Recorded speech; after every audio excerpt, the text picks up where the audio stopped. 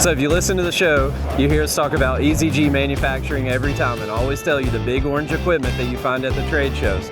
This is the big orange equipment at the trade show that we're talking about.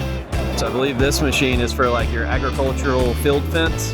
It'll stretch all of that. Over here looks like you got barbed wire you can put on it. Some concrete hoppers. And of course you got a few different versions of the fence hog here. This one's for your little walk behind mini skid steers. Got one over here for your big skid steers. So there's looks like they have an attachment for a hydraulic motor that goes up top that'll wind it back up. Now we're over on the other side, so we have another concrete mixer. What do they call this one? The mobile mud hog. You can look inside, it'll mix it all and dump it, and this blade on top, so you can just drop the bag on it and it'll split your bag right there. So this particular machine, I guess, is the new barbed wire hog. So now it looks like your 3 rolls of barbed wire stack over here, and then it's gonna run through, weave through these and up. So same principle, but they redesigned the whole bottom end of it.